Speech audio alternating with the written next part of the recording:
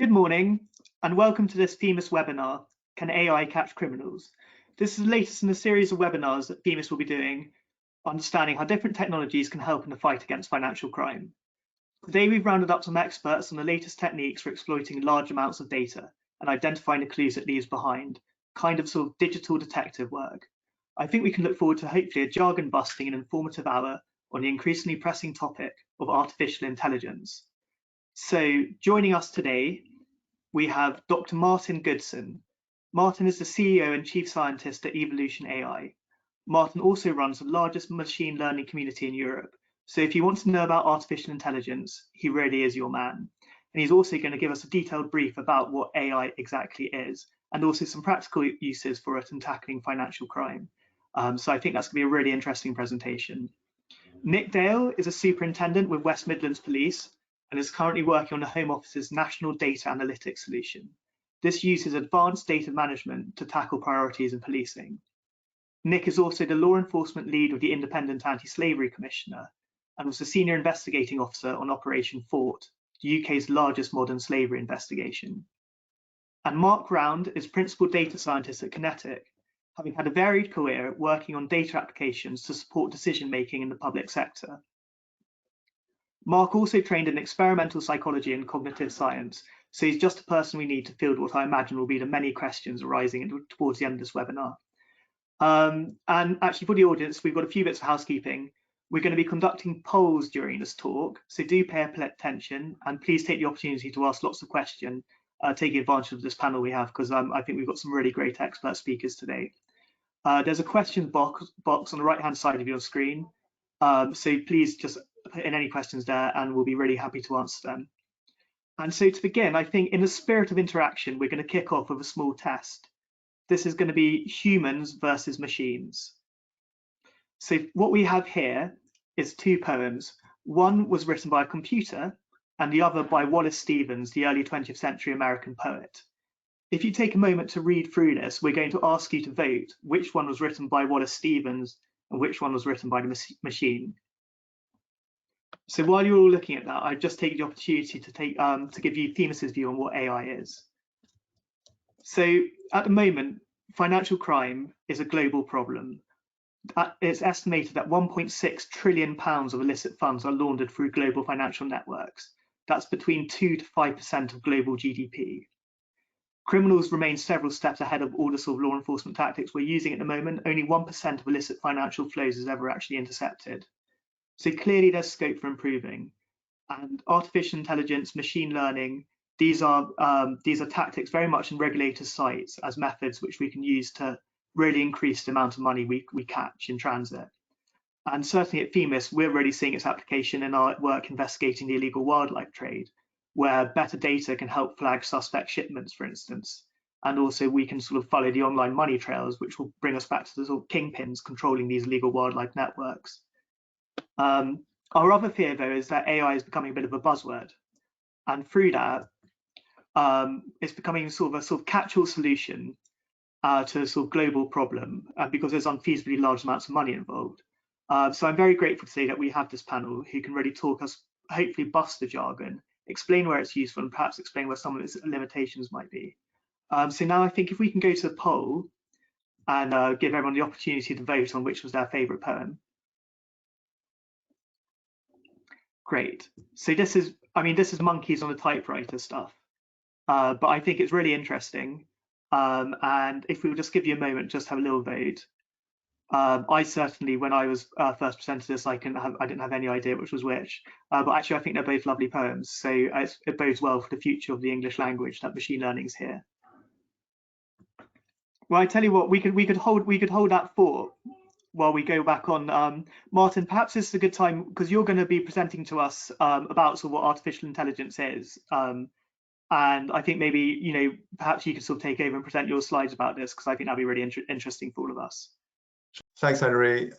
So I've been asked to give a definition of artificial intelligence and try and convey why the field of artificial intelligence is so exciting in financial services, specifically for financial crime.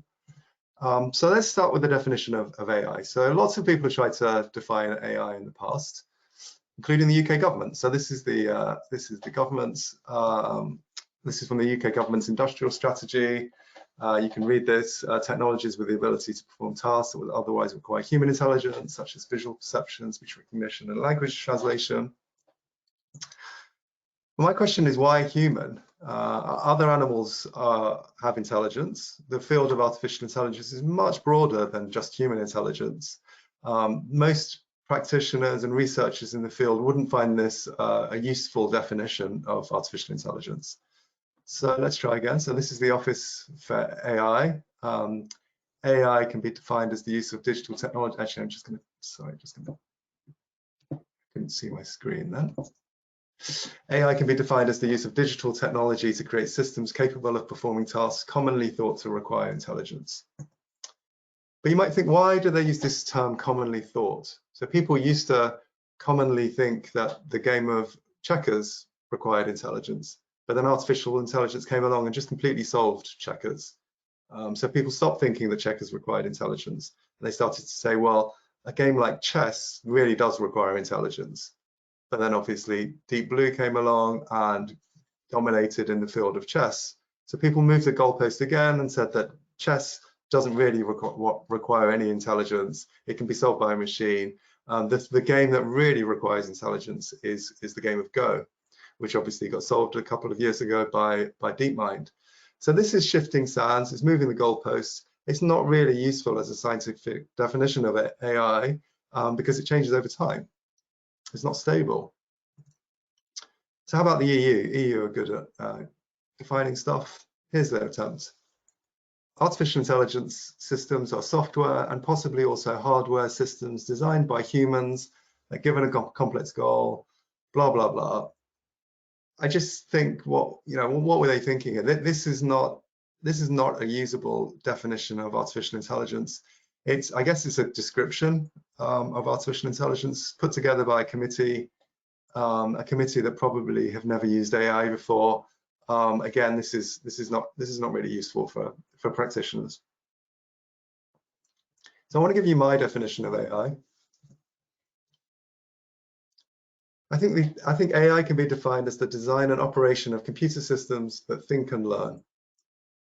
This is hopefully just a quite straightforward definition. It's easy to understand. Most experts and researchers in AI would agree that this is a reasonable definition of AI that covers most of the bases that we wanted to cover. I'm happy if Mark wants to come in and disagree with me, but this is something that we use internally, and it's a definition that I would advocate for. I think it's useful to think about things in this way. So I'm not going to, the field of AI is really broad. I'm not going to talk about all of the different aspects of AI, but I am going to talk about something that I find really exciting. It's a topic called large-scale language models. So large-scale language models have been key to a lot of breakthroughs in recent AI technology.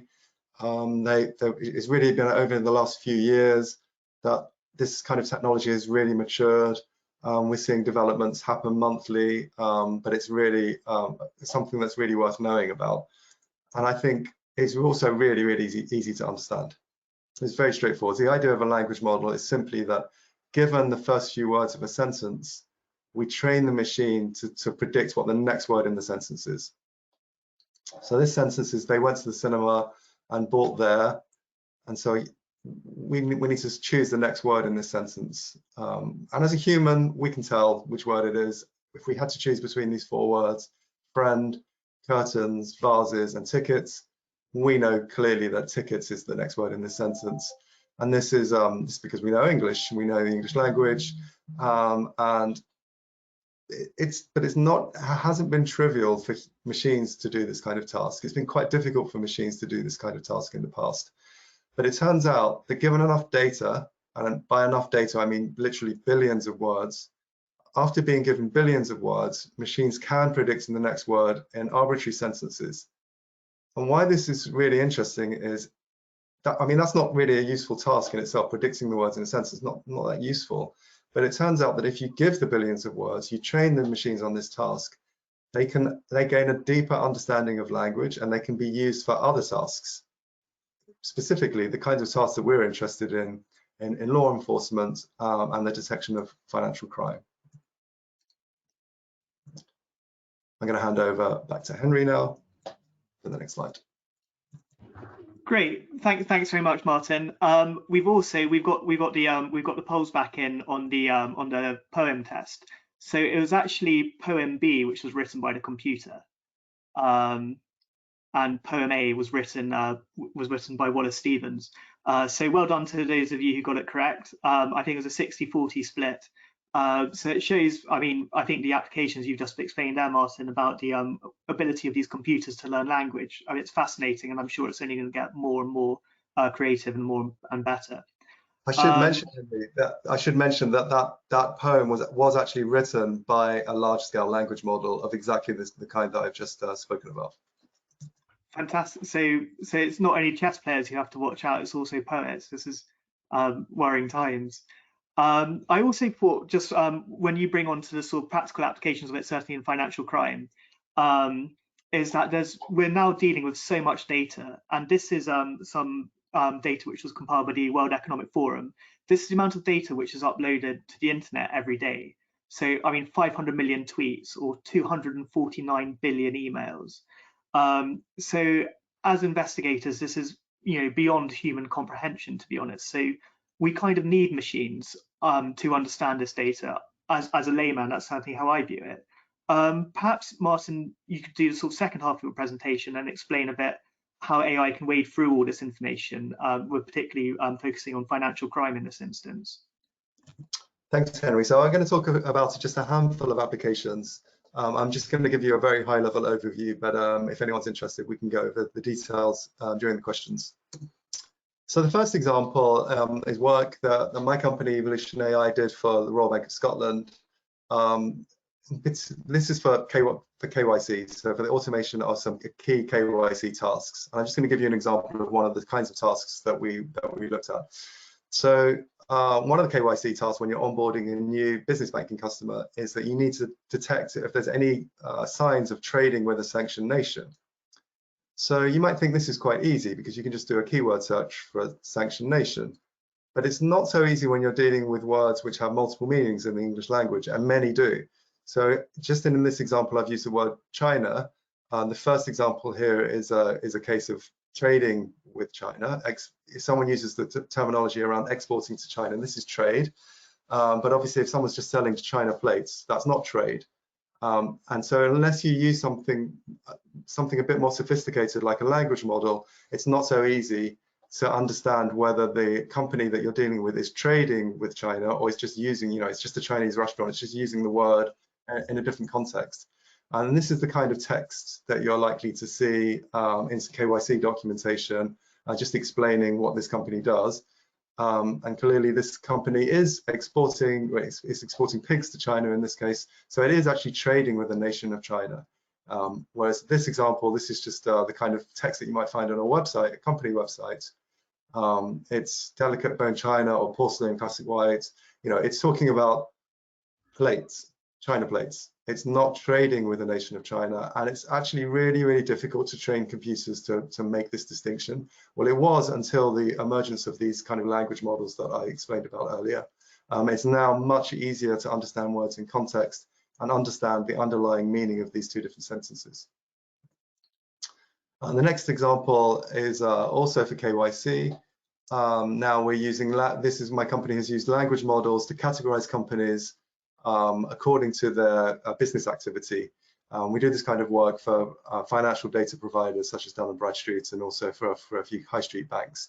And the main aim here is to clean up customer data and use this data to improve AML risk scores. And that's because the standard industrial classification code is really, really important for AML risk scores, because different business activities have different risk scores. So to give you an example, this is the kind of data that we see in our company documentation, KYC documentation. Our company used advanced computer hardware for the purpose of Bitcoin mining. And we see that companies like this will often try and evade some of the KYC checks by putting themselves down as SIC 10.14, which is mining. Clearly, they're not doing mining in the traditional sense at all. They're doing Bitcoin mining, they're involved in cryptocurrencies, they have a completely different AML risk profile compared to a mining company. And this is the kind of thing that slips through the net with human KYC analysts. But fortunately now with language models, we're able to use machines to make this, to draw the conclusion about which business activity the company is involved in. And they can say, this company, it doesn't look like they're a mining company at all. We're looking at their KYC documentation on their website, and we can say, this is not a mining company. We're going to flag this for review, for human review, so that somebody can do something about this because there's something wrong in the KYC documentation. The last example I'm going to talk about is company ownership structure. This is obviously very important for financial crime, including for money laundering. The problem is that we need to have good data in order to understand ownership structures. So the problem that we're faced with is how do we extract data out of the shareholder lists which are kept at the UK Companies House, for example. There are 5 million shareholder lists in Companies House, and obviously there are many other corporate registries around the world containing their own shareholder lists. The problem is that these shareholder lists tend to be scanned documents. Their images, either PDFs or TIFFs, so they're not structured data. So we can't easily use this data in our processes around to understand company ownership structure. So this is a shareholder list. This is from Companies House. What we need is the number of shares owned by each shareholder. So you might think this is quite easy because you just need to use some OCR technology, optical character recognition. The number of shares is on the first line, and then we just look at the second line to extract the shareholder's name. This is called positional OCR. You're just using positional information to draw your conclusions. Unfortunately, this kind of traditional approach just doesn't work on most real-world documents, and I'm going to show you why. If we were to use a positional rule, just to say that the shareholder's name should be on the second line of the shareholding, we'd get it wrong in this case. We'd say that the shareholder's name was statement. Obviously, the shareholder's name in this case is actually Trudy Ann Steele, which is the third line, and that's because the first line is wrapped around, which is obviously happens all the time in standard documents. If you were to use a positional rule, the rule would break in this case. It would give you the wrong name, and your shareholder information, ownership information would be completely wrong, and would lead you astray. So you might think, well, okay, we don't need to use positional information. Let's forget that rule. Let's use keyword information instead. So we would use the fact that the shareholding number one, the word next to that is going to have the number of shares, and then the name is going to have next to it the shareholder's name. But if we were to use the shareholder, this keyword-based approach, shareholding number one has the number of shares next to it, would make mistakes in cases like this. So now you can see shareholding number 5. If we look to the number right next to shareholding number 5, it's 300, but this isn't the number of shares. This is an additional piece of text that's been inserted into this document by whoever made the document, by Companies House, and it says 300 transferred on this date. But that's not the number of shares owned by this person. The number of shares is 1,200. So you can't use keyword rules either to solve this problem. And the point is that you can't use any system of rules really to deal with the kinds of documents that contain any kind of business information, because rules aren't flexible enough. They're too rigid. They always break because documents are much more varied than the rules can deal with. And that's why you need to use something which has got much more cognitive flexibility, which comes back to my definition of AI, the design and operation of computer systems that think and learn. We now have, with modern AI technology, using things like large-scale language models, we have computer systems which have sufficient cognitive flexibility that they can deal with these kinds of tasks that we need them to deal with. We can use them to sift through the millions of pages of documentation that we need to sift through, extract the pieces of information that we're interested in, and draw our conclusions, do the kind of research and investigations that we need to do to solve financial crimes. I think you called it digital detective work, Henry, in your introduction. Without really good data, it's really impossible for us to do that kind of digital detective work. So I'm going to stop there. If there are any questions, then feel free to contact me at martin@evolution.ai. or through Themis, but otherwise I'm going to hand right back to Henry. Great, thanks very much, Martin. That was really fascinating, and it's so interesting to see the sort of what the problems you arise, and then the sort of the cute ways you need the sort of human intelligence to identify each issue as it comes up. And so it must be it must take a hell of a lot of work. So great that sort of computers can take that off you a little bit. And I think now what would be really interesting is we've sort of seen it from a financial crime point of view. But Nick, with your work with the police, and particularly looking at data analytics solutions for the police and for the Home Office, it'd be really interesting to talk about it from a law enforcement perspective. And I can see your slides coming up here with your sort of slightly Star Wars themed data analytics. So I'll leave you to press on if that's okay. Thanks, Nick. Yes, absolutely. Thank you, Henry. And so what I'm going to talk about here is a proof of concept that we've developed, which is going live soon. And as you say, Henry, there's a slight Star Wars theme. So what this leads to is what you see here, and there's a bit of detail on the screen, but there's no real necessity to go through it in a great detail. But what you see that it leads to is a dashboard, which gives you, from a high level, it gives you the trends, the prevalent, and this is in relation to specifically a modern slavery model. It gives you from a high level the trends, the prevalence, and the typology of modern slavery in order to make sort of policy decisions.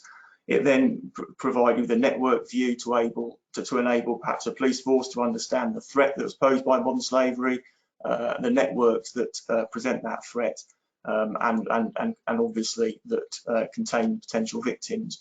And then it starts to give a tactical view to start giving the practitioners an understanding of those networks, to start to dismantle them, to target the offenders, and to safeguard victims.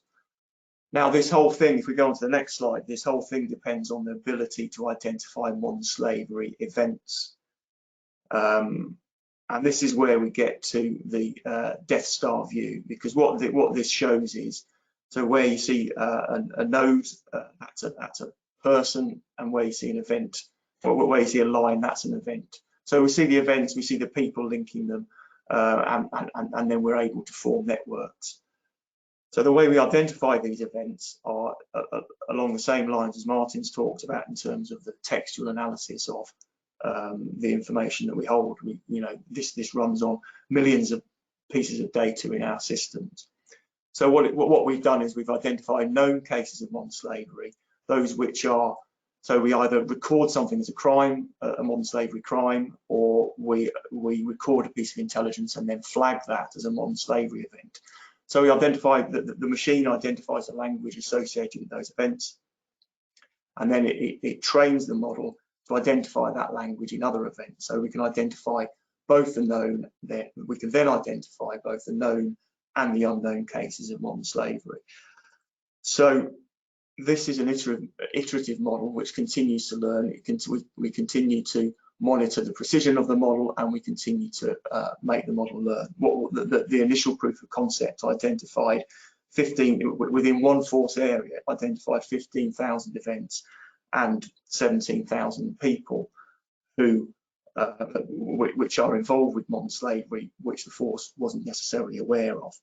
And if people are used to using an I2 chart, for example, which will show a network view of say telephones and people linked to those telephones, those mobile phones. This does that, as you can see on the screen, but it also shows, it also identifies the original source data in the first place. And it then also helps the operator to isolate and deep dive into one of those networks. So if you see on the slide now, you've got the Death Star, you've got that bit in the middle, which is, if you remember episode 4, it's the laser that destroyed the planet of Alderaan. If we look at the next slide, that shows what the operator can do in the live system is click on the center of that, and they'll be able to isolate that network. And from there, they'll be able to get an understanding of the individuals who are most connected, identify who the offenders are, identify who the victims are, spread that out. So if we've got this is clearly a modern slavery organised crime network with some offenders and victims, but that can be spread out to show any sort of polycriminality. So if they're involved in drugs and firearms, so that the system can identify that. But it's all starting from that, identifying those events which link to modern slavery. So we start to identify victims and offenders. We start to be able to target the offenders and safeguard victims. What's interesting about this particular network, and Henry mentioned in the introduction that I was involved in an investigation into a reasonably large investigation into modern slavery, and this is the sort of start of the network that shows that investigation was centered on. Within that network were 275 bank accounts held by victims across 7 retail banks. We are looking to do some research with the Alan Turing Institute, inviting financial institutions to help understand. So the question being, what if we were to do exactly the same as we've done with police data, but with financial data, to understand how those individuals can be identified from the financial data perspective?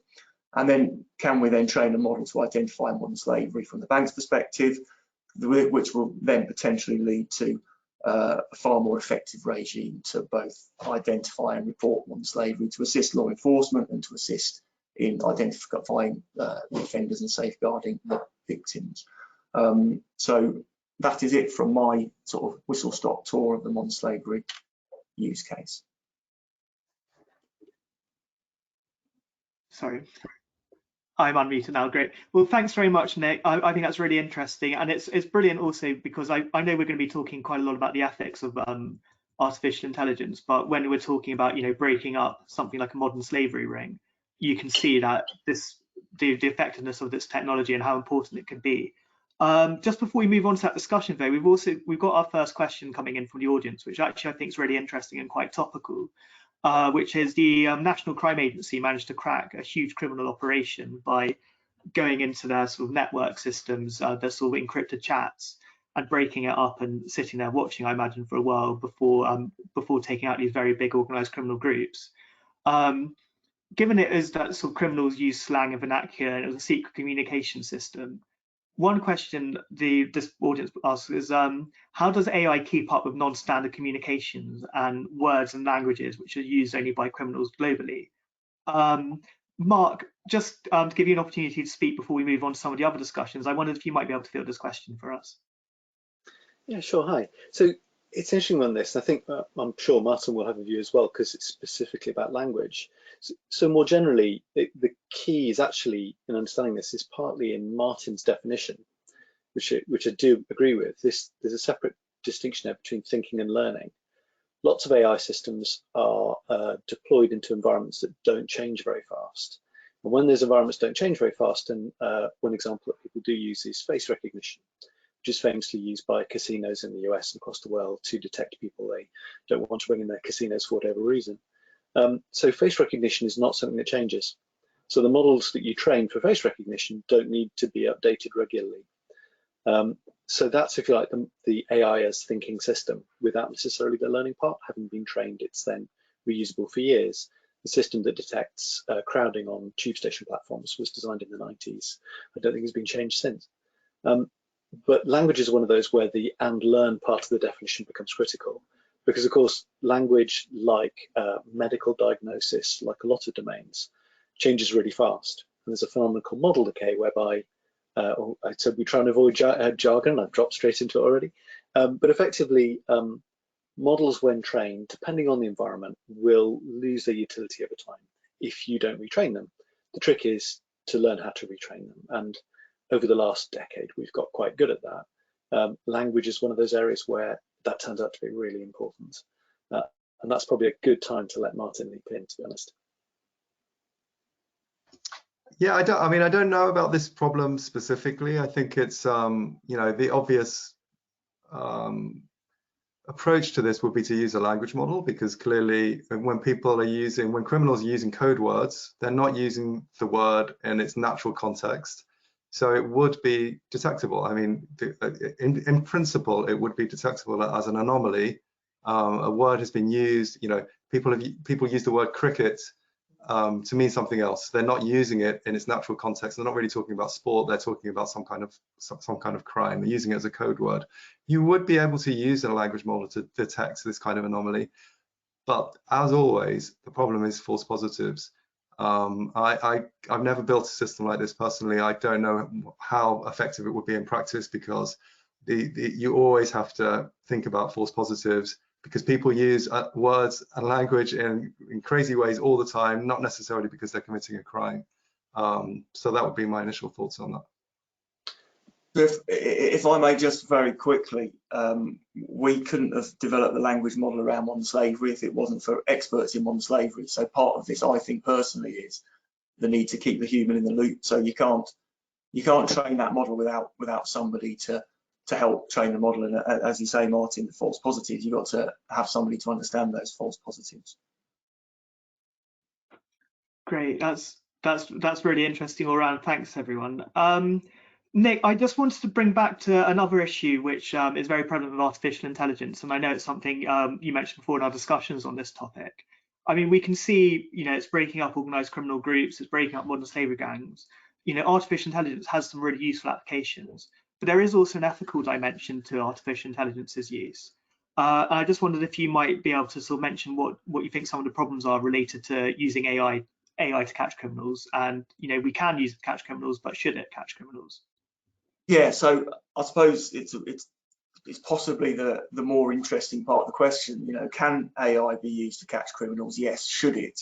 Is probably a more nuanced question. And as you said earlier, we hold a lot of data. We hold a lot of data. We have a lot of data. The amount of data we're holding is increasing exponentially, and we can do some really useful stuff with that data. We can use it to identify suspects, to safeguard victims, to make policing, in my case, to make policing more efficient and effective. So because we can do that with the data we hold, I think gives us a responsibility to do it. But also there is, just because we can do stuff doesn't mean that we should do it without being checked, So we've got models developed for to identify modern slavery, to understand the criminality around firearms, etc. But were we to turn that sort of technology to identifying shoplifters, that might not be quite so palatable. The field of AI, the development of this technology, is no different from any other area of policing in which we should be held accountable to the public. It's not for us necessarily to decide what is the best use of it. Everything we do must be proportionate and necessary. So is it proportionate to use this really high-end technology to target shoplifters, for example? Is it even necessary?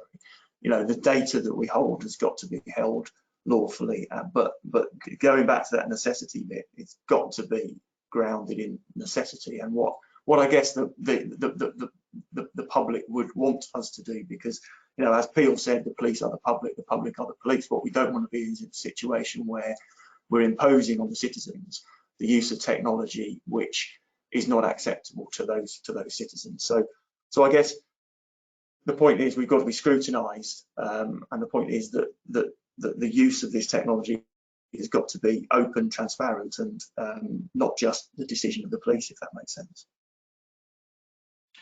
Thanks, Nick. That's really interesting. Mark, I know you. Oh, sorry, Martin. I know you want to jump in here. Go for it. Yeah, I mean, the big question here is bias. All of the systems that we're talking about are data-driven. If the data is biased, then the outcomes could be biased if the system's not well engineered well. So there are lots of famous cases of this being a problem. But in law enforcement, for instance, predictive policing in the States, it's been well established that some of the predictive policing systems in the States are based on biased data, and that's because arrest records themselves are biased. They are racially biased in many places in the States, which means that the outcomes of the predictive policing systems are also biased, and they will, in particular, will be racially biased. And this has been shown a number of times, and it's something that's a real concern. People really need to think about the way that the systems are used, and they really should be audited and made sure that this kind of bias doesn't occur. Thanks, Martin. And Mark, quickly, just because I know you've done a lot of work in the public sector, so it'd be great to hear your views on this issue as well. Yeah, in fact, sometime at the Home Office, so the predictive policing thing came up quite a lot, and the police are very aware of the risks of it. particularly of not repeating the American mistake, personal view, of buying a system without requiring that the supplier open his model to the purchasing authority. So you don't buy a system without that kind of access and without training people to understand what it means. It's just a crazy situation to get into. And the UK will not get into that situation, I'm quite sure. So what I would say about ethics is that there's an awful lot being written about ethics at the moment, an awful lot of guidance being produced. Martin was involved in some from the Royal Statistical Society. There's also stuff coming out of Alan Turing Institute, there's stuff coming out of the Information Commission's offices that's very good. But you could boil it quite simply down to, ethics is a complex business, and essentially people generally take 3 different approaches to it, and unfortunately you have to think of all 3. So number 1 is rules. What does the law require you to do? What rules does your own organization follow about how to treat people ethically? When you review whether to use AI, document the process by which you have gone through those rules, GDPR, etc., and demonstrated that you have considered them. So that's rules, and there's impacts. So document how you have considered the impact of things like bias on particular populations that are of concern to you. So that's the kind of logic of the greatest good, really. AI, as Nick said, it has the potential to deliver the greatest good for the greatest number of people, to catch crime, to generally make the world a better place to be. But you have to consider all of those potential impacts, not just the ones that are beneficial to you personally.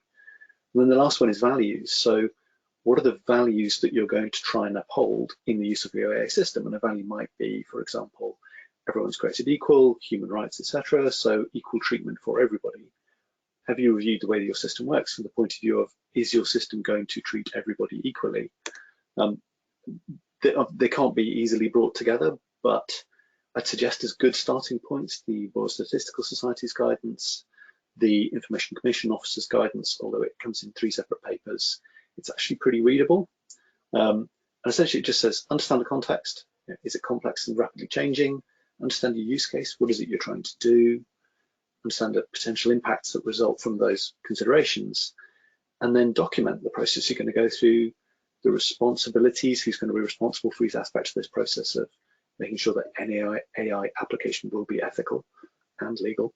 And document your reasoning, document your rationale for why you've reached those decisions. And actually, when you think about it in those terms, it's just like a risk assessment. This isn't an unusual process to go through. It's just a slightly unusual technology to have to deal with. And then underlying all of that, I'd say, it's not massively hard, but educate yourself. So watch a few good TED Talks on AI. You will already understand them more than most executives do about the application of AI in your domain, and you'll begin to realize, AI doesn't always think the way humans do. It has some surprising abilities and some surprising weaknesses. And when you have, even a basic understanding of those, you can follow fairly standard processes and get what is an open and auditable set of reasoning for why you've approached this ethically. It's not, that bit of AI, fortunately, is not rocket science. So if I may, I think it's interesting. I mean, Martin talked about bias, and then Mark, you talked about a predictive model as well. I think what we've got to appreciate in a policing context, at least, is, and you very kindly talked about the fact that there's a problem in America with arrest rates, etc. But I think we also need to appreciate there's a problem in the UK as well, and you are more likely to be stopped and searched, more likely to be arrested, more likely to be convicted by a jury and given a longer sentence if you're black than if you're white in this country as well. What that leads to is the fact that the observed offending is skewed within police data. So therefore, your predictive model, if you have a predictive model, it will be skewed by that data, because the model is only as good as the data that's in it. So all this business, so it then goes on to what you're trying to do with the AI, as you said, Mark, the values you're trying to uphold. Because because what we should be attempting to do here is, if we're trying to run a model like that, is actually reverse that bias. So the outcomes for the people that are identified are actually preventing that criminality somebody talked about AI and saying it should be aimed at human flourishing, and it's quite a difficult land within policing to talk about human flourishing, but that sort of thing is exactly, I think, what we should be aiming at if we can use this technology to actually help to make society a better place as a result. Well, thanks so much. I think that's a really great example of why we've got such a great panel here discussing the issues, because I think you've thrown up some really interesting points for debate there. So we're going to put this to the audience now. So should artificial intelligence be used to help find criminals morally, or is this something which is best left to the side, so to speak? So we'll give you a moment to answer that. Certainly from FEMA's experience of looking at financial crime, there was a poll done by the Bank of England and the Financial Conduct Authority, and they found that 2/3 of financial services firms are already using AI and machine learning in their sort of anti-money laundering and fraud detection processes. So this is a real live issue. The FCA is beginning to look at it, and ethics will be one of the key things they do start looking at. But certainly this is going to be applied more and more, and so this ethical dilemma is going to present itself much more often.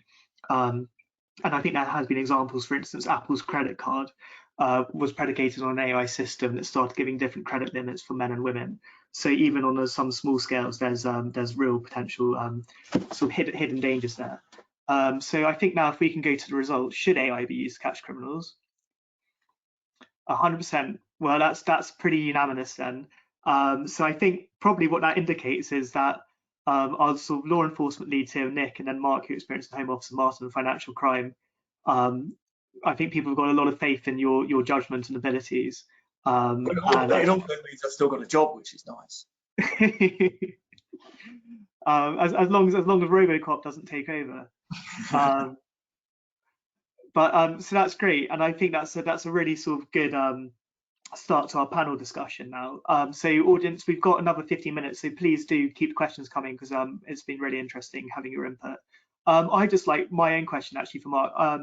I sort of have a sort of limited experience investigating. I feel probably I'm quite old-fashioned. I quite like following my nose. I'm distrustful of sort of computer systems which, you know, might be obscuring a relevant piece of information, which for me is very relevant, but might not be picked up by an automated system. So do you think AI can hinder investigatives? Can it obscure data, or can it be something which is beneficial all round for investigating crimes of all sorts? I think there's undoubtedly it could. Poorly architected, poorly built into the system, it could. And one of my concerns when dealing with organizations in the very start of their journey with AI systems is to avoid those problems. One way people commonly think about AI when they first start to use it is that it's a metal Mickey in the corner of the room, that it's another member of the team. And while that's obviously not, that's anthropomorphizing IT, it doesn't work quite that way, it's sometimes better to think of it that way than it is to think of it as if AI was just another search filter in your system, because of that think and learn aspect to what AI can be. And it enables you to think more interestingly about how AI is smarter but differently smart to human beings. So we sometimes use this phrase cognitive diversity nowadays. We talk about the importance of diverse cognition, diverse backgrounds and experience within teams. There's good mathematical reasons of arguing why diverse teams are smarter than uniform teams. And then I'm extending that nowadays to include AI as part of that, to say, because AI is differently smart to people generally, you know, for years AI was attempting to replicate human intelligence. In a weird way, it's brilliant that we haven't. What we've done is develop something that's smarter in different ways. And as a result, if you blend AI into teams and you have to operate it intelligently, including the way it learns, you can actually make the whole thing smarter than the sum of its parts. There's a very unusual example of this that I saw recently. So there've been some interesting attempts to explain very complicated models based on neural networks, the kinds of things that in language terms Martin talks about. These models are incredibly complex but very highly performant. You can expose simplifications of how they reason that give you a form of explanation to why an AI has reached a particular decision in a particular case, to people with no training in AI, and they're able to look through these simplified explanations and say, well, actually, the AI shouldn't be using that as the basis for a decision. It shouldn't be using the color of somebody's skin. It shouldn't be using that, you know, elements of their name or background. Feeding that back into the design of the system has led to systems that actually perform better as a result. So weirdly, even using non-experts, or at least non-AI experts, in retraining systems has made those systems more robust and more effective. So I think that we're only beginning to uncover the various different ways in which you can blend human and AI elements into more effective teams. But the key is, we now know what some of the risks are. We know now how not to repeat some of the mistakes we've made in the past. And we're beginning to realize that actually the benefits are huge, including in detecting anomalies. So including in saying, well, maybe I'm getting a very odd use of a particular phrase that maybe turns up once or twice in the cases I myself see.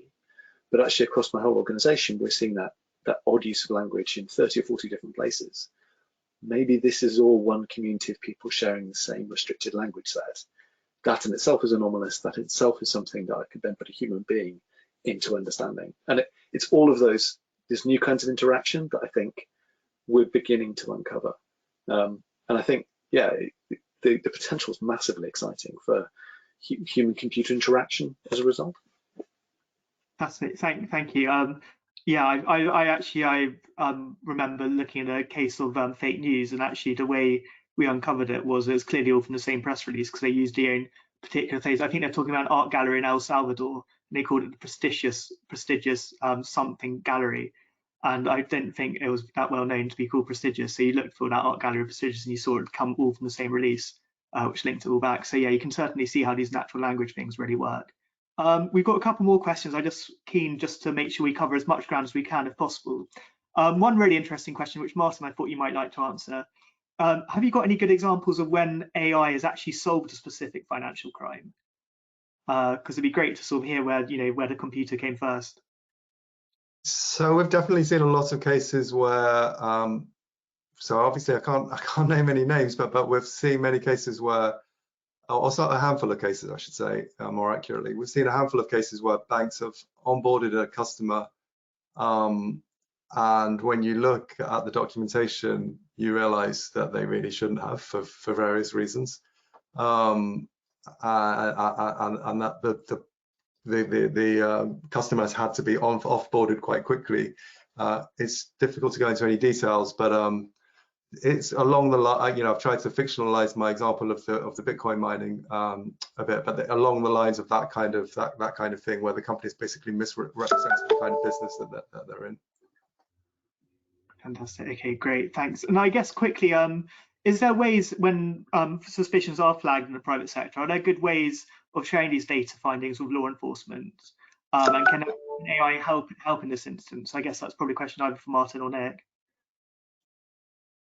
Yeah, so that is really interesting, and I don't think it's that sort of public-private data sharing. I don't think we've got through. So the first part of the question, I think, yes, there certainly are ways of identifying sort of criminality from the private data set perspective. Have we got over that issue of the data, the privacy of that data and sharing with law enforcement appropriately? I'm not sure we have. What we're hoping to do with that piece of work with Alan Turing that I mentioned is at least prove the concept that it can be done. There's some good work that's been done over in Canada with the kind of know your customer type rules with the casinos over in Canada, and banks sharing information with the police there, which is quite interesting. I mean, it's not AI related, but it's data sharing related. So yeah, I think there's definitely possibilities there. I don't think it's a challenge that we've got over yet. Great, because actually one question we've had, which maybe you might quickly be able to mention if you're able to, for instance, for private companies, are telecom companies, for instance, able to help you deal with like the county lines problem, which we're reading a lot about at the moment? Yeah, so that's a really interesting question, because there's a really massive data set there. I mean, the short answer is yes, but the model, we are working on a model specifically to target that issue, because it's one thing to identify a line and then identify the numbers around it, the numbers that have been calling it, do a sort of network analysis of that line, and that's the sort of stuff that we can do reasonably readily now. The next step from that is, and where the sort of AI comes in, is to identify the networks around the line, the individuals, identify those through crime reports, intelligence reports, missing persons reports, to identify a much richer picture of the individuals involved, the threats they pose, where they are in the hierarchy, so whether they're people who are exploited or the victims who are being exploited. So yeah, that's a piece of work we've got going on at the moment. Okay, fantastic. And I think we'll probably be sort of looking to close up quickly. I guess maybe I'd just like to offer one final question. We're talking about how AI can catch criminals. Are criminals using AI themselves? And therefore, do we need this force multiplier to sort of fight back against them as well? I don't know if anyone on the panel, if that's too left field, or if anyone on the panel has got any answers to that one, for instance. There's a really interesting story recently that one of the things that I'm getting very interested in, and we're doing some work in at the moment, is what's called adversarial attack. So this is the use of AI to create convincing but fake content of some form. And classically, you've probably heard of deepfakes. People create all kinds of unpleasant material involving apparent celebrities, which isn't real. It had a very interesting impact recently. Somebody effectively managed to modify a voice, so effectively play the part of a CEO on a phone line by having their voice modified in real time by an artificial intelligence system to sound like the real CEO based on a very small amount of training data, and convinced another executive in the company to release a large amount of funds to a supplier. That's effectively a rapid financial fraud. It's the single case that I've heard of, but I think it was £600,000 or something like that. So maybe not massive by some standards, and it's a single case, but of course it's the tip of the iceberg that we've heard of. And we know that, I solidly believe, even being able to detect that kind of fake content is going to have to be part of the armory of companies, anybody dealing with anything like that in the future. So, the ability to get past captures on websites is pretty straightforward. It's something done regularly. But of course, what other protections are we using to put in place to catch in any way people's attempts to get past our models, people's attempts to fake data, people's attempts to pretend to be other people? That we're in an arms race now, without a doubt. And yeah, I'm so glad you mentioned it. It's such an important part of what's going to happen over the next few years. Even as an individual, just as an individual citizen, we're going to have to train ourselves to detect fake content, or to rely on platforms to do it for us, because it is going to be everywhere. And I would think a particular threat financially. Fantastic. Well, okay, well, that's a good one to know. I guess that's probably maybe a good way for us to finish it. If anyone from the panel, I guess, Mark, that's quite, sort of a worry for the future, but then it's great to know that we've got sort of maybe the tools to counter this. Nick or Martin, is there anything more you'd like to add on this discussion before we close it off? Just to add to Mark's points, the criminals are highly motivated. They're very well resourced. The main way that they're going to be using these kind of technologies are that these technologies are really useful for scaling up. They are useful for doing the same kinds of things that the criminals are doing now, but scaling up.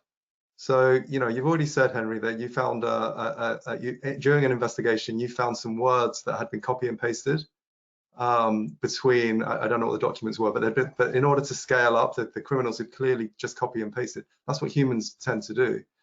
The problem now is that you have these language models, which mean that you can generate text. So now you don't need to copy and paste. You can generate 1,000 or 10,000 pieces of documentation, which sound and look like real pieces of documentation, but they've been generated. So you can no longer rely on looking for that kind of duplicate wording, that kind of phrases that keep cropping up. You can't do that anymore. So that's a real problem. It's going to be much easier for the criminals to scale up and industrialize their processes now.